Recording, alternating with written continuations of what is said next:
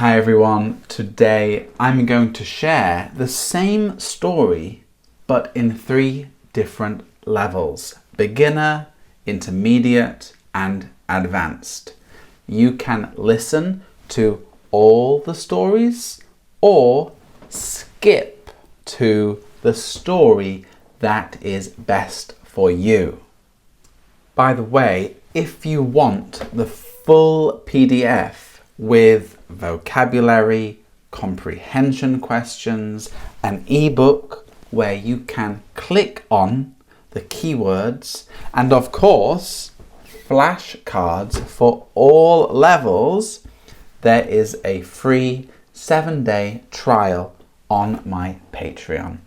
Okay, let's get to the story. Ready? Let's go. Okay, now before we start, I want to say this story does talk about some serious topics and it is for adults, not for children.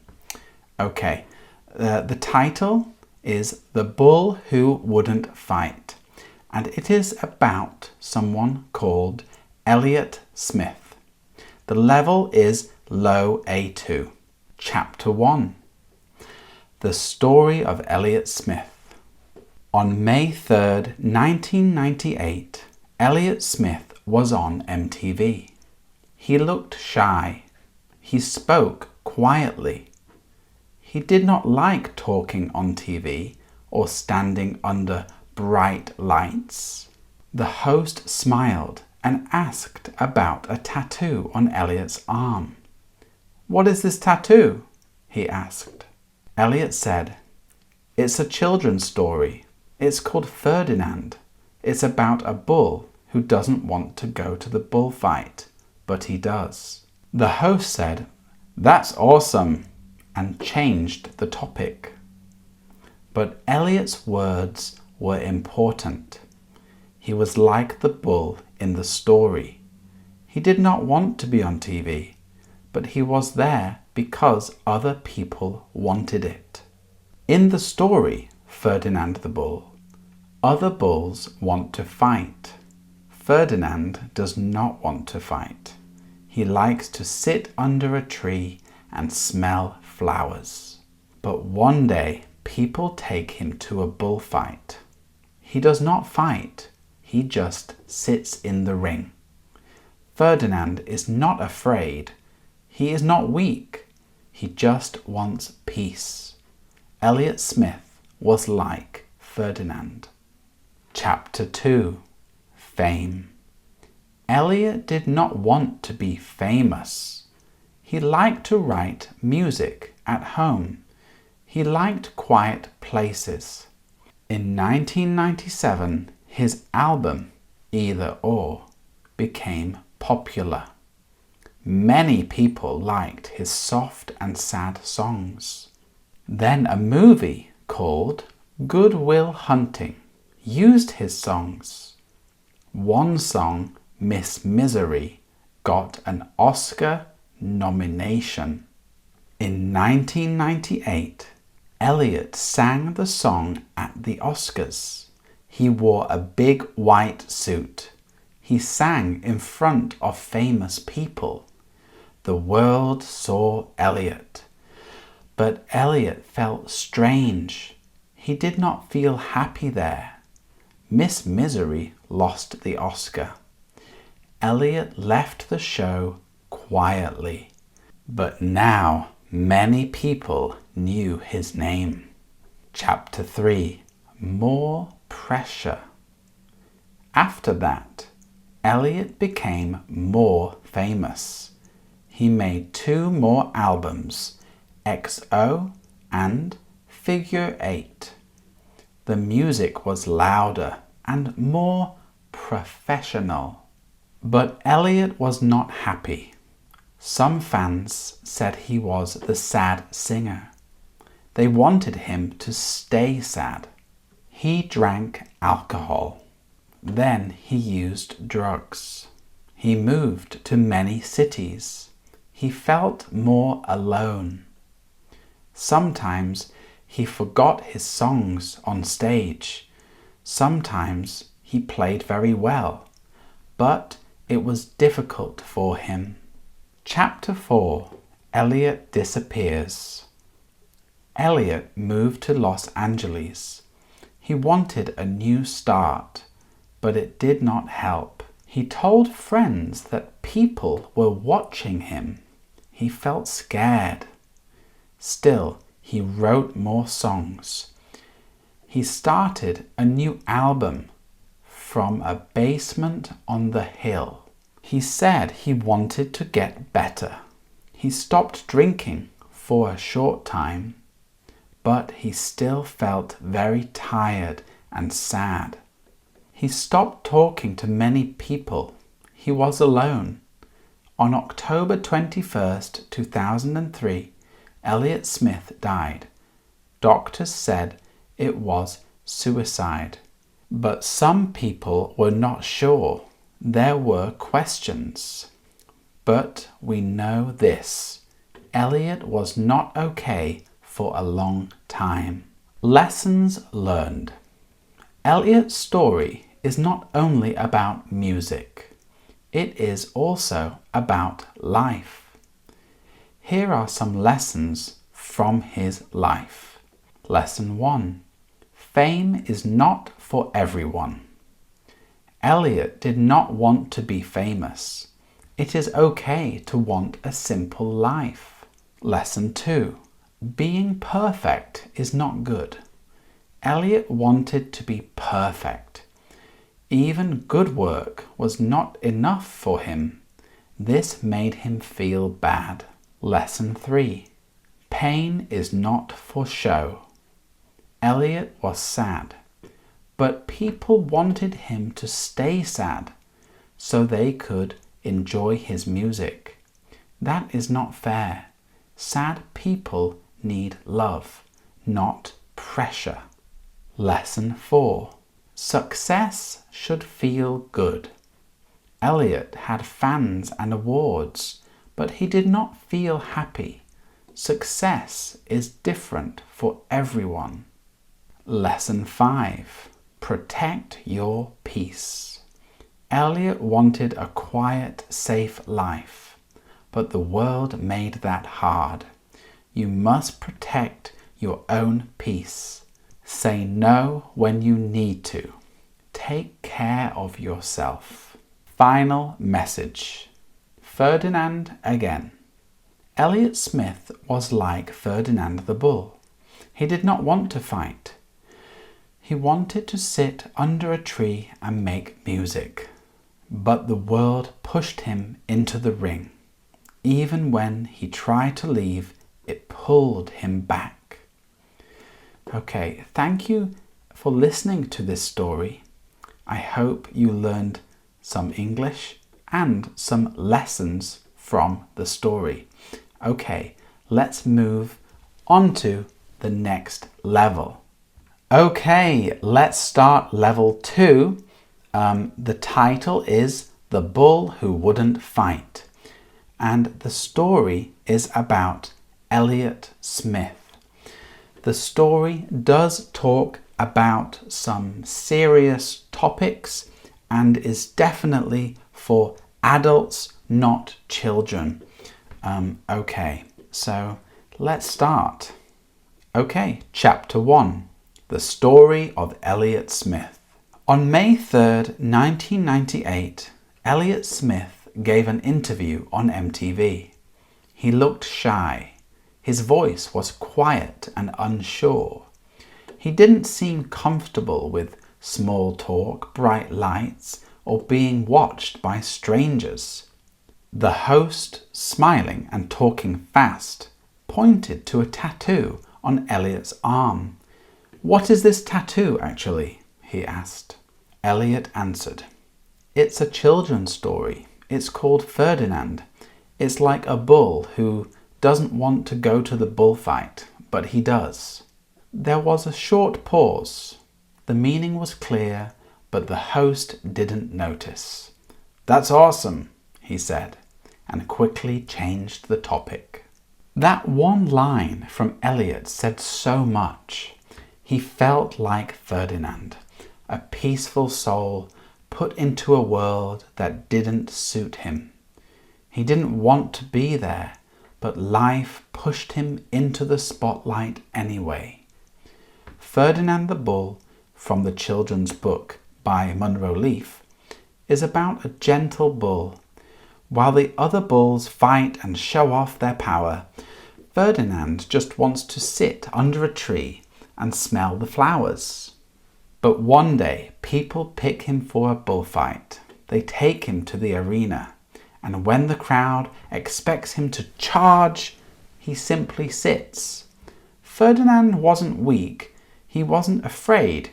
He just didn't fit the world they tried to force him into. Neither did Elliott Smith. Chapter 2. The Rise and the Wait. Elliott Smith never wanted fame. He didn't dream about big concerts or record deals. He was just a quiet guy making emotional music in small rooms.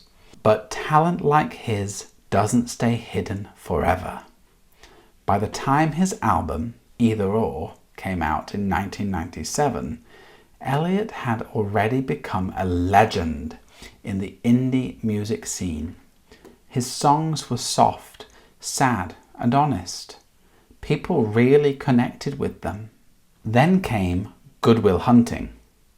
Director Gus Van Sant used several of Elliott's songs in the movie. One of them, Miss Misery, was nominated for an Oscar. So in 1998, Elliott stood on stage at the Academy Awards, wearing an oversized white suit, singing for Hollywood stars. For the music industry, it was a big moment. An underground artist sharing a stage with people like Celine Dion. For Elliott, it felt strange and uncomfortable, like he was in the wrong place. Miss Misery lost to My Heart Will Go On, and Elliott left the event the same way he came, quiet, unsure, and unwilling to play the game. But the world had seen him now, and it wouldn't look away. Chapter 3. Cracks in the Foundation. With success came more attention. His albums grew. EXO in 1998, Figure 8 in 2000. The music was still beautiful, but more polished, and the pressure got heavier. Fame didn't feel right to Elliott.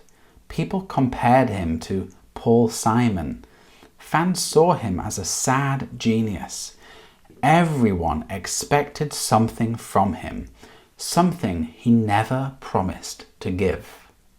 He didn't fight the fame, but he never truly accepted it either. As things got bigger, Elliott seemed to shrink. He drank more. Then came drugs. His relationships suffered. He moved a lot. Portland, New York, then Los Angeles. With each move, he became more distant from those who knew him best. Some nights at shows, he forgot his lyrics. Other nights, he played with power and emotion, showing that his gift hadn't disappeared. It was still there, just harder to reach. Chapter 4. Vanishing. Los Angeles was supposed to be a fresh start, but instead things got worse. He became more isolated. He told people he was being followed, watched. His paranoia, once small, now controlled him. Even so, he kept working on music. He began a new album, From a Basement on the Hill. It felt more like his older work. He was trying to take back control. There were signs of hope. He was sober for a while. He said he wanted to change his life. He kept recording, but the pain was deep. He talked less, trusted fewer people. and slowly he disappeared, not just from the public, but from himself. On October 21st, 2003, Elliott Smith died. The official cause was suicide, but many people had doubts. He had 2 stab wounds in his chest. There were no hesitation marks. Witnesses gave different stories. We may never know the full truth, but one thing is certain. Elliott had been running on empty for a long time. Lessons learned. Elliott Smith's story isn't only about music. It's about a man stuck between who he really was and what others wanted him to be. It's about pressure, misunderstanding, and how dangerous it can be to lose yourself. Here are a few lessons we can take from his life. Lesson 1. Not everyone wants to be famous, and that's okay. Elliott never wanted to be a star. Fame and attention were never his goal. In today's world, people think success means being seen. But being famous means nothing if it makes you feel lost inside. There's nothing wrong with choosing peace and privacy instead. Lesson 2. Perfectionism can hurt more than help. Elliott expected too much from himself. Even when he created something amazing, he still judged himself harshly. Trying to be perfect can push you forward, but it can also make you feel like you're never good enough. That's a hard voice to live with. Lesson 3. Pain is not a performance. People called Elliott the king of sadness. His pain became part of his public image. Fans and the music industry expected him to stay broken so they could feel something through his songs. But pain isn't a product. Behind every emotional song is a person who needs support, not just applause.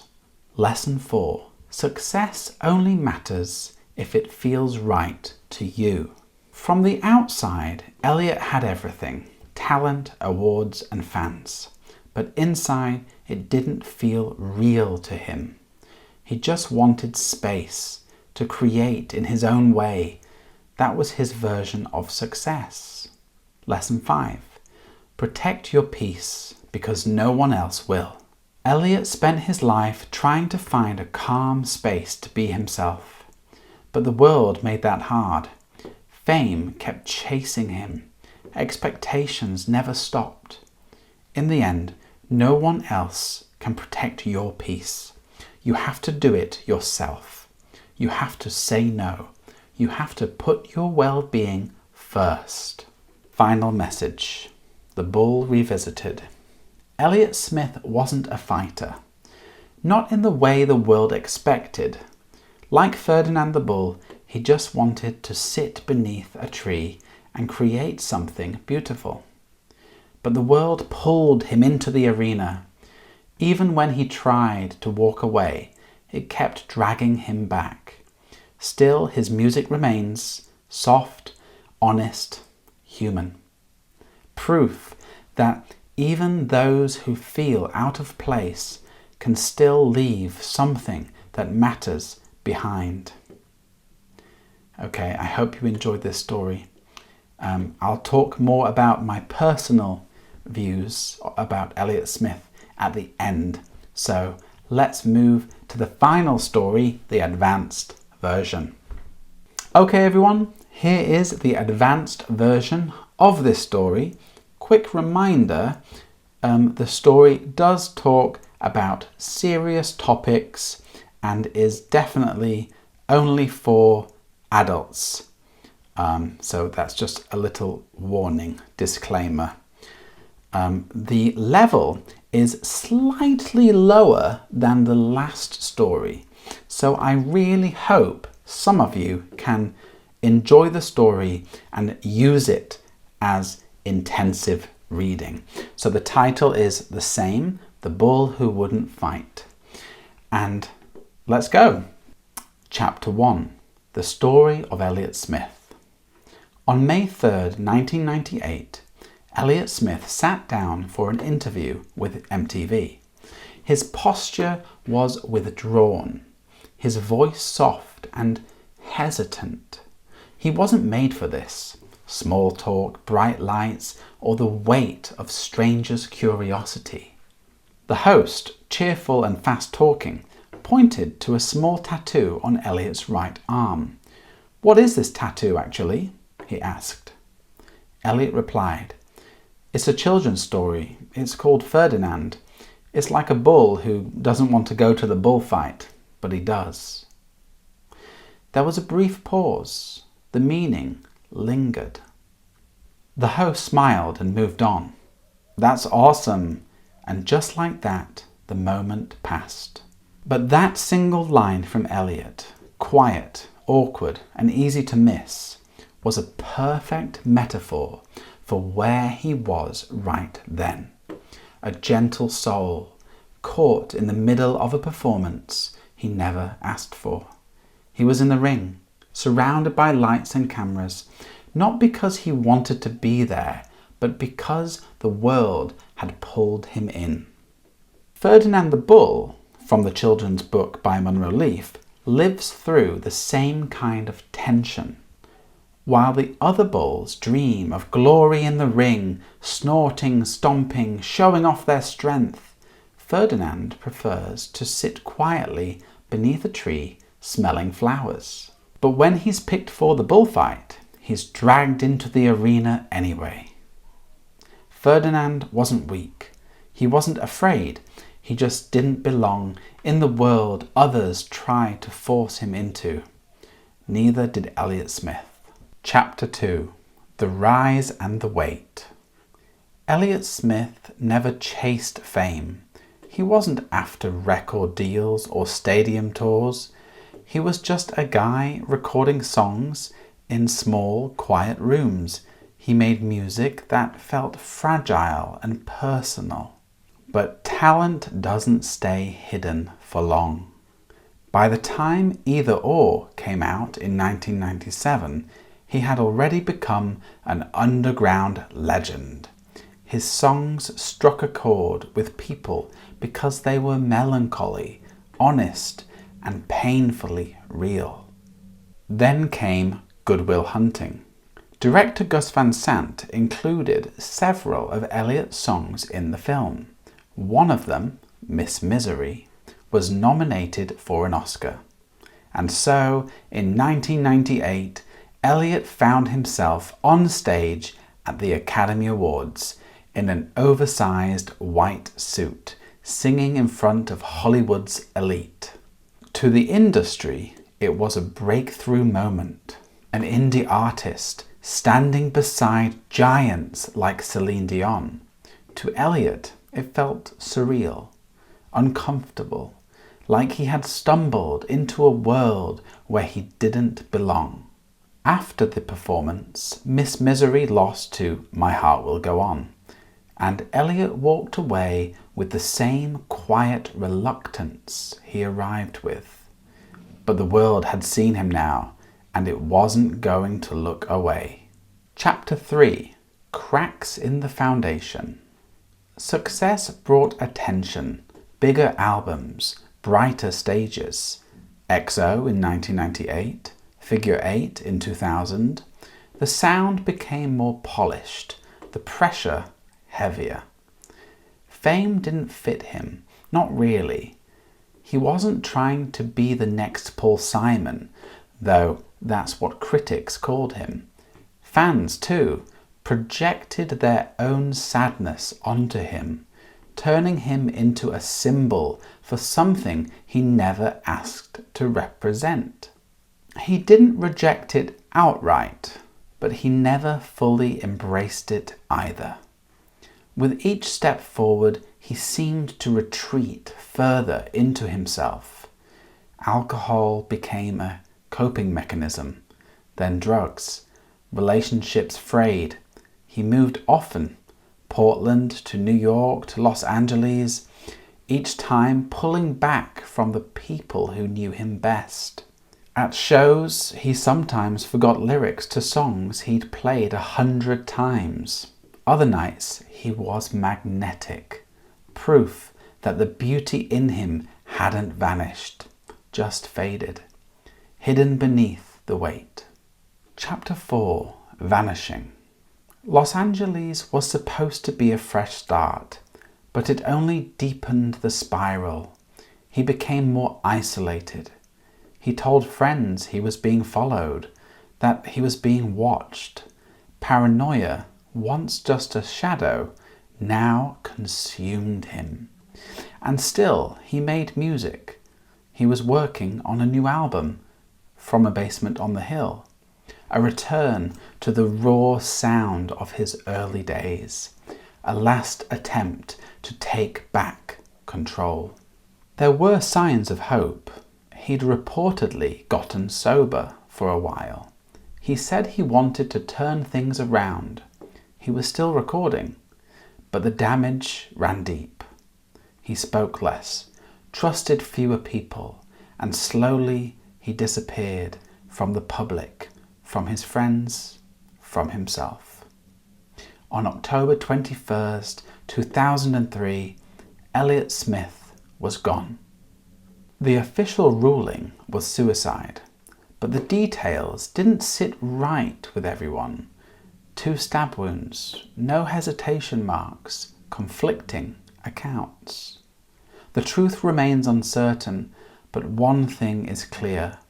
Elliott had been running on empty for years. Lessons learned. Elliott Smith's story isn't just about music. It's about a man caught between who he was and what the world demanded of him.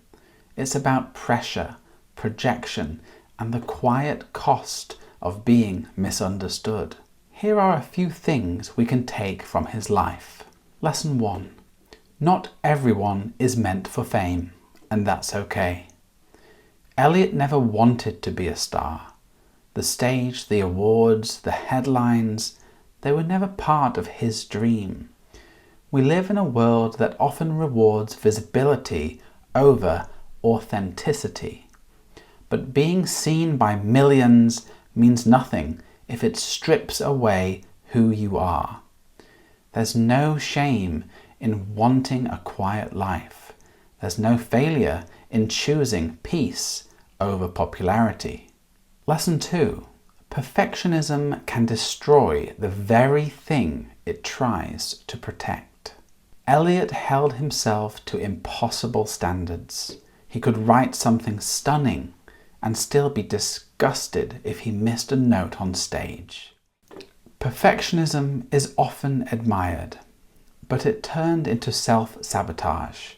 It pushes you to improve, yes, but it also whispers that you're never enough. Over time, that whisper can become a roar. Lesson 3. Pain should not be turned into performance. Elliott became the poster child for melancholy. The industry leaned into his sadness. So did the fans. His pain became part of the brand, something to be consumed. But that's not fair. No one should be asked to bleed for the sake of art, especially not over and over again. We must remember that behind every vulnerable song is a real person who deserves healing, not just applause. Lesson 4. Success only matters if it feels like your own. From the outside, Elliott had everything: talent, recognition, critical acclaim, but none of it mattered because it didn't feel right. He wasn't chasing success. He just wanted space to create honestly. If the version of success you reach feels hollow, it's okay to step away. Success is only meaningful if it aligns with who you are, not who the world wants you to be. Lesson 5. Protect your peace because no one else will. Elliott spent his life trying to carve out a quiet place where he could just be. But the world didn't make that easy.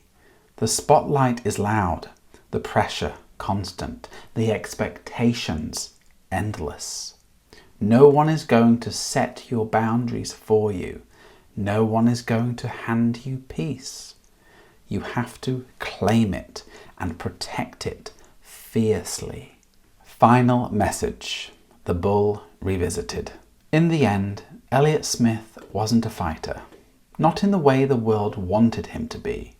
Like Ferdinand the Bull, he just wanted to sit beneath a tree and create something beautiful. But the world dragged him into the arena, and even though he tried to walk away, it kept pulling him back. Still, the music remains, whispered, gentle, and full of truth. Proof that even those who feel out of place can leave something behind that matters. Okay, well, thank you so much for listening and reading the story. Elliott Smith is a very special person to me, and that's why I created this story. I first heard one of his songs when I was about 11 or 12 years old. Someone gave me a mixtape, which was a cassette tape that had many songs on, and one of his songs was on it. And even though I was very young, it changed my life, and I really started listening to all of his songs. Of course, I then watched the movie Good Will Hunting, which has many of his songs in the movie. I highly recommend you watch it. It's a really fantastic movie, so you can enjoy English, study English, and watch the movie too. So I was about 15 years old when Elliott Smith died. I was very upset, and it affected me a lot. But I decided to find lessons in his story and to live by those lessons. So really try to take something away and live by it. The main thing I do is I try not to let the world and society put me into a box, and I decided a long time ago to forge my own path, to make my own path. And yeah, that's one lesson I learned. Okay, I think I'm talking a little bit too much. Let me quickly say you can get everything on my Patreon. There is a 7-day free trial. That means the PDF, the vocabulary here, and the ebook where you can click on the words while you're reading, the comprehension questions. I really believe these types of activities make passive vocabulary into active vocabulary, because you are having to write a story or answer a question using the words from the story.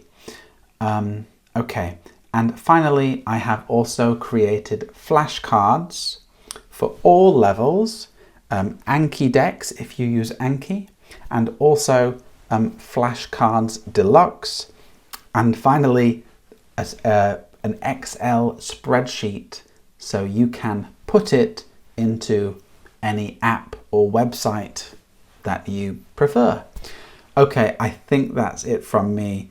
I really appreciate you if you are watching this. Thank you so much, and I will see you in the next video.